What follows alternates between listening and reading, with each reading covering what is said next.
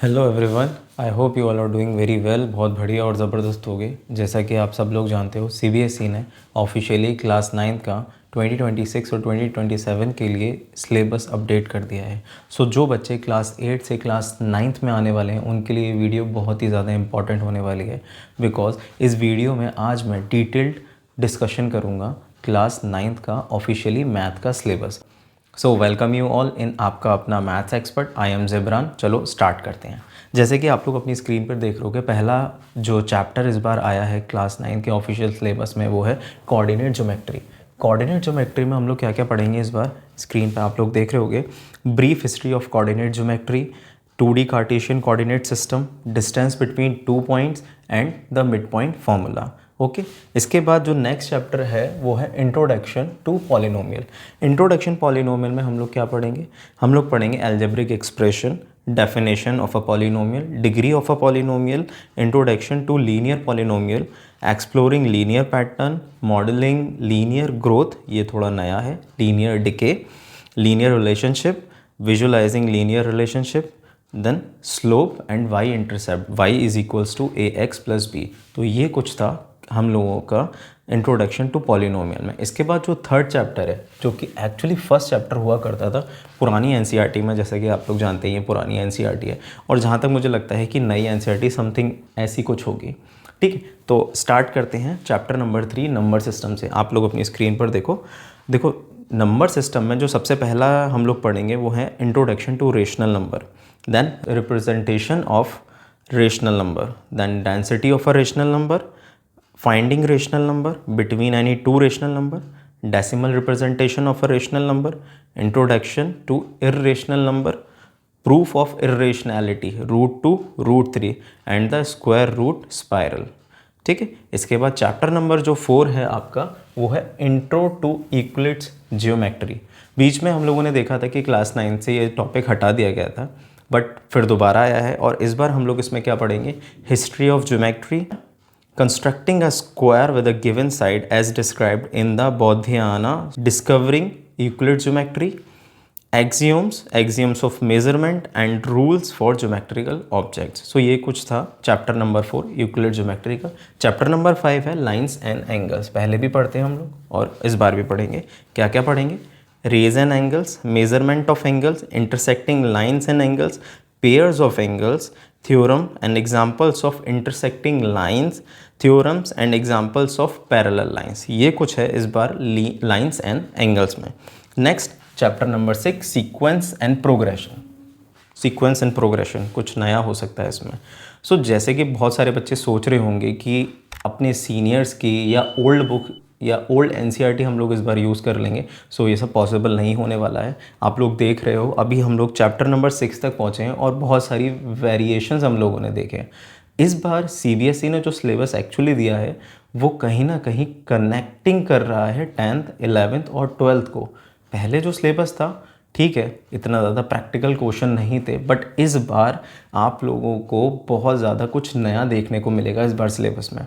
आप लोग ये जो सिलेबस है यानी कि क्लास 9th ऑफिशियली 2 अलग अलग फेजेस में डिवाइड होगी। पहला बेसिक्स, दूसरा professional.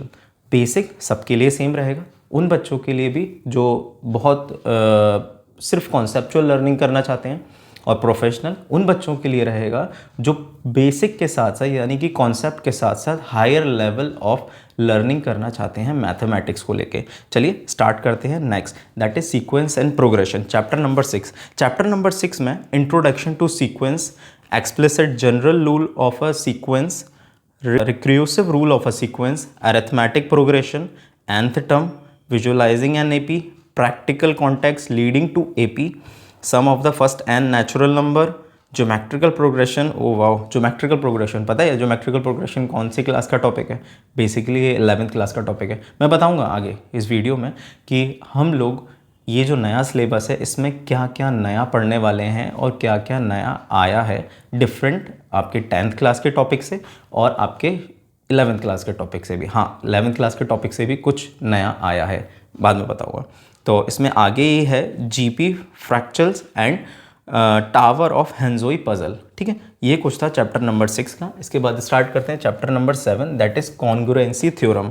triangle congruency theorem, practical application and uses of triangle, condition of congruence of triangle and their proof, theorem on triangles, proposition and conversion, problem based on application, theorem of a triangle. ये कुछ है chapter number 7 में। Chapter number 8 mensuration, area and perimeter, पहले भी पढ़ा है, इस बार भी है। देखते हैं क्या है। पेरीमीटर ऑफ शेप्स हम सब जानते हैं, perimeter of circle, introduction to pi and its irrationality नया है, length of an arc, area of shapes, rectangle है, पैरेललोग्राम है, ट्राइंगल है, हीरोन्स फॉर्मूला है, स्क्वायरिंग रेक्टेंगल है, area of a circle, derivation, area of a sector of a circle, Brahmagupta's formula of area of cyclic fourgons, fourgons basically quadrilateral की बात कर रहे हैं यहाँ पे, Heron's formula as a special case of Brahmagupta formula. बहुत कुछ चेंज है मेंसुरेशन, एरिया एंड पेरीमीटर में।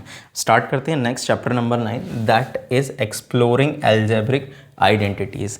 एल्जेब्रिक आइडेंटिटीज़ में हम लोग क्या पढ़ेंगे? Revisiting algebraic identities, visualising identities, using geometrical model और बहुत कुछ है इसमें। वो हम लोग जब इंडिविजुअली चैप्टर सॉल्व करेंगे, हाँ डेफिनेटली हम लोग इसके आगे भी वीडियोस कंटिन्यू करेंगे।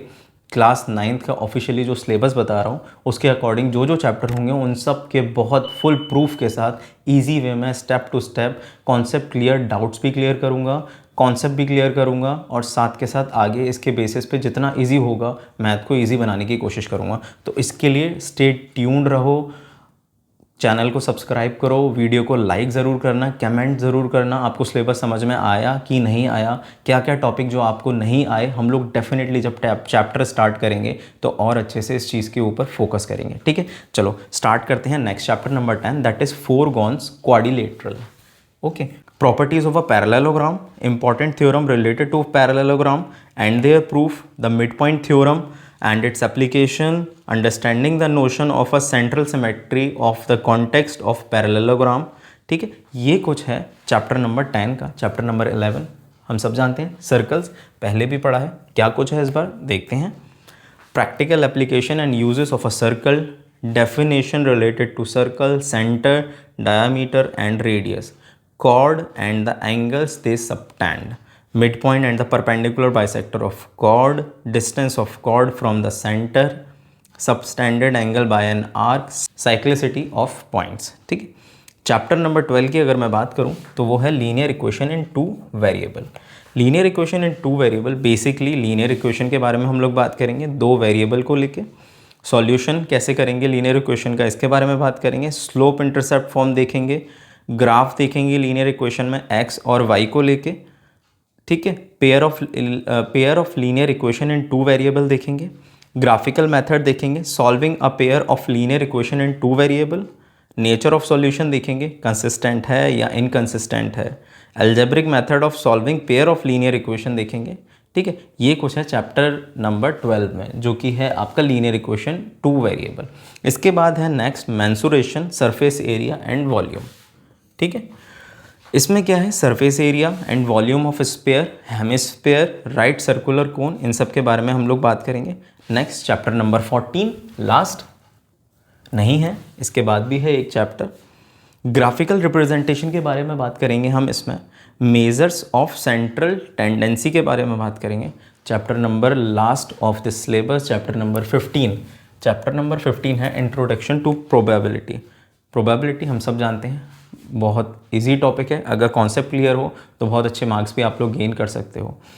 प्रोबेबिलिटी में हम लोग इस बार पढ़ेंगे concept of probability, probability scale, empirical probability, theoretical probability, sample space events, representing probability through tree diagram and tables. So ये कुछ था ब्रीफ सा एक डिस्कशन सिलेबस के बारे में आप लोगों को बताने के लिए। इस बार जो डायरेक्ट न्यू टॉपिक्स हम लोग पढ़ने वाले हैं क्लास 9 के ऑफिशियल अपडेटेड सिलेबस 2026-2027 में, मैं आपको एक बार बता देता हूँ। तो इस बार जो हम नया लर्न करेंगे वो करेंगे अरिथमेटिक प्रोग्रेशन।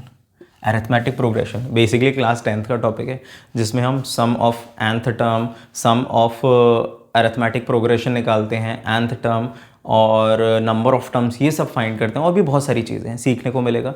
फॉर्मूला बेस्ड भी है, कॉन्सेप्चुअल भी है, बहुत अच्छा कॉम्बिनेशन है, बट है क्लास 10th का। इसके बाद हम लोग कुछ नया करेंगे, एरिया रिलेटेड टू सर्कल, ये भी क्लास 10th का टॉपिक है।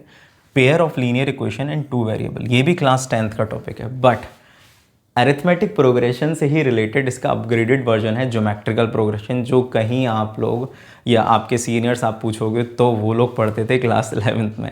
बट इस बार एक ब्रिज बना दिया गया है 9th को क्लास 10th और 11th के लिए। तो ये क्लास 10th का नहीं है, ये क्लास 11th का टॉपिक है। इसी के बारे में मैं बता रहा था। ज्योमेट्रिकल प्रोग्रेशन बेसिकली देखा जाए तो अरिथमेटिक प्रोग्रेशन में ही आगे की चीज़ें हैं। अरिथमेटिक है, ज्योमेट्रिकल है, फिर हार्मोनिक है, और भी बहुत सारी चीज़ें हैं। सो ये सब जो है वो हम लोग नया इस बार पढ़ने वाले हैं, और ये पुराना हम लोग और अपडेटेड सिलेबस है जो क्लास 9th का हम लोग ऑफिशियली अब फॉलो करेंगे। सो आप लोगों के लिए ये है, वीडियो को ज़्यादा से ज़्यादा शेयर करो और चैनल को सब्सक्राइब करो, लाइक करो वीडियो को, और कमेंट करो अगर आपको कुछ समझ में नहीं आ रहा है। और स्टे ट्यून्ड रहो, क्योंकि आने वाले टाइम में मैं और भी इससे रिलेटेड या क्लास 9 से रिलेटेड, मैथ से रिलेटेड बहुत अच्छी अच्छी और इंटरेस्टिंग सी ईजी टू अप्लाइड मैथ कैसे कर सकते हैं, और मैथ को लेके बहुत इजी वे में हम लोग कैसे पढ़ सकते हैं, वीडियोस लेके आने वाला हूं। तो please stay tuned with us, we are maths expert, I am Zebran. Stay tuned, okay, bye.